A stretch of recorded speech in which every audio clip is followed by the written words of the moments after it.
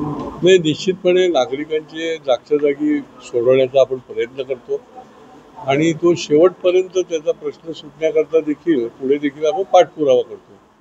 त्यामुळे शेवटी असं आहे की जो अडला नडला आहे त्याला न्याय देणं आणि त्याला जर मिळत नसेल तर त्याच्याकरता भांडणं हे चिकाटीने करण्याचं काम आहे. आणि अनेक लोकांची त्यामुळे या ठिकाणी प्रश्न पण मार्गी लागलेले आहेत.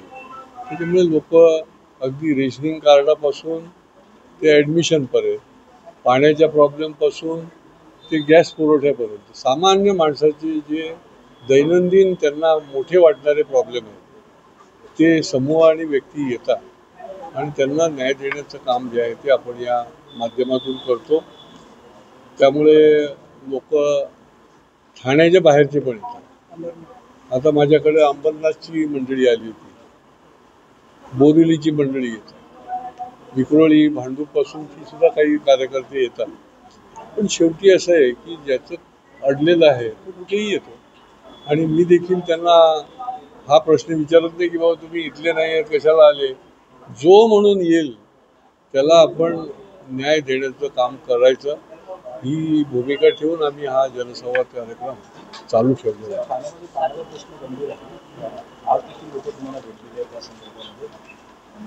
अनेक ठिकाणी काय झालेलं आहे की मुळातच पाणी कमी असल्यामुळे निरनिराळ्या ठिकाणी ॲडजस्टमेंट केली जाते की कधी इकडे पाणी दिलं जातं कधी तिकडे पाणी दिलं जात नाही. पाण्याचा साठा जो करायला पाहिजे तो केलेला नाही आहे. आवश्यक त्या ठिकाणी बोर मारलेला नाही आहे. त्यामुळे देखील हे प्रश्न जे आहेत ते आवासून निर्माण झालेले आहेत. इमारतीची कामं मोठ्या प्रमाणामध्ये चालू आहेत. त्यामुळे निरनिराळ्या ठिकाणी पाणी पळवलंही जातं, त्या ठिकाणी पाणी वापरलं जातं आणि जो खऱ्या अर्थाने ज्याला पाण्याची गरज आहे त्याच्यापर्यंत ते पाणी पोचत आणि टँकरने पण पाणी पोचत. त्यामुळे याचं नियोजन महापालिकेने केलं पाहिजे. सोमवारी मी पाणी पुरवठा खात्याची सर्व प्रमुख लोकांची देखील मी मीटिंग आयोजित केली आहे येत्या सोमवारी.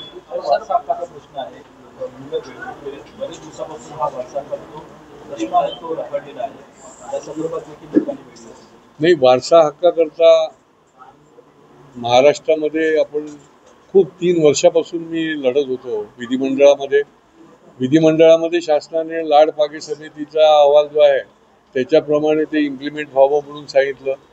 मग त्याच्यानंतर ते कोर्टात गेलं, तिथेही आम्ही फॉलोअप करत होतो आणि खूप मोठी आनंदाची गोष्ट झाली की महाराष्ट्रामधल्या जवळजवळ 50,000च्या वर सफाई कामगार जे आहेत त्यांना वारसा हक्क जो आहे तो मिळाला.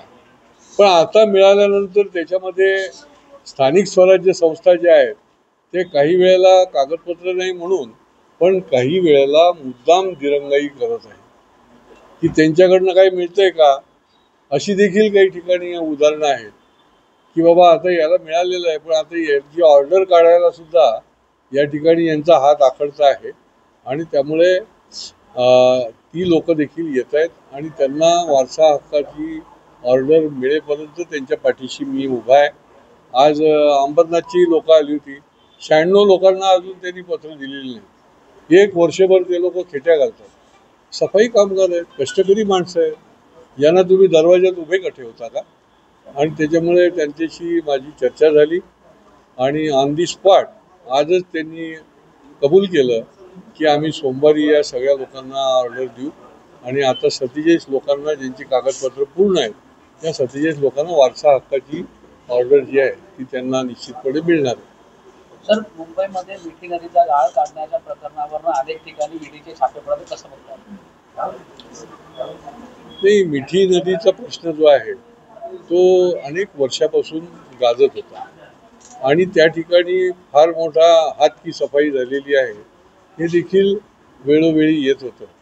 आणि त्याच्यामुळे आणि हे पण दुर्दैव आहे, संतापजनक पण आहे की आता गाळ काढायला देखील इतक्या उलट्या सुलटे हातकी सफाई व्हायला लागली आणि ईडीच्या माध्यमातून आणि निर्णया माध्यमातून जर कारवाई व्हायला लागली तर मग हे कॉन्ट्रॅक्टर आणि अधिकारी करतात काय यांचं संगनमत आहे. यांना कुठली काही राजकीय ताकद मदत करते का. हे सगळंच बाहेर आलं पाहिजे की हे दैनंदिन लोकांचा पाणी साचतं, पूर येतो, लोकांचे दैनंदिन जीवनमान त्या ठिकाणी अडचणीत येतं आणि अशा याच्यामध्ये देखील तुम्ही भ्रष्टाचार करता. जसं आता ठाण्याला देखील काही ठिकाणी त्या सफाईच्या याच्यामध्ये नाले सफाईमध्ये जसं हातकी सफाई होत होती, पण आता आम्ही डोळ्यात तेल घालून चौकीदार बसलेलो आहोत, आम्ही सोडणार नाही आम्ही कोणाला. आणि त्या ठिकाणी सर्व प्रकारची त्या ठिकाणी नियोजन ठेवलेलं आहे. CCTV फुटेज देखील त्या ठिकाणी आता की खरंच कशा पद्धतीने काम केलं जातं. पण अजून एक काम राहिलेलं आहे की नालेसफाई दोनदा जी व्हायला पाहिजे ती का केली जात नाही. कारण पैसे जे आहेत ते पूर्ण घेतले जातात, पण नालेसफाई फक्त एकदाच होते.